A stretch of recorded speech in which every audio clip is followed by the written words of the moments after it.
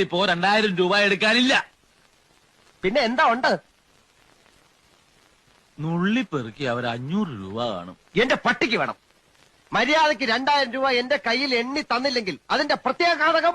പ്രത്യാഘാതം മേഘം എന്നുള്ളതിന്റെ ഇയാൾ എന്നെ പഠിപ്പിക്കൊന്നും വേണ്ട. പ്രത്യാഘാതം അത് ഭയങ്കരമായിരിക്കും. എന്തും നേരിടാൻ തയ്യാറായിട്ട് തന്നെയായി ഈ നാടകത്തിൽ ഇറങ്ങിത്തിരിച്ചിരിക്കുന്നത്. ഒരുമാതിരി പല തന്തയ്ക്ക് പറഞ്ഞ പരിപാടി എന്റെ അടുത്ത് കാണിക്കരുത്. തൽക്കാലം പല തന്തയുണ്ടെന്ന് വിചാരിച്ചേക്കാം. ഇയാള് ഞാൻ പോവാന്ന്. അതെ, കുറച്ച് പതുക്കെ പറഞ്ഞാലും കേൾക്കാം. പിന്നെന്താ ഞെട്ടാത്തത്? സാധാരണ ഇത്ര നിസ്സാര കാര്യങ്ങൾക്ക് ഞാൻ ഞെട്ടാറില്ല. ഓഹോ, പിന്നെ ഞാനങ്ങനെ വെറുതെ പോകുന്നൊന്നും വിചാരിക്കണ്ട. ഈ വിവരം മുഴുവൻ ആ മൂപ്പിലാനെ കണ്ട് ധരിപ്പിച്ചിട്ടാ ഞാൻ പോവും. ഒരു ചാൻസ് കൂടെ തരാം. 250 എങ്കിൽ 250 ഉറപ്പിക്കുന്നോ? രണ്ടുപേരോടും കൂടെ ചോദിക്കുന്നത്.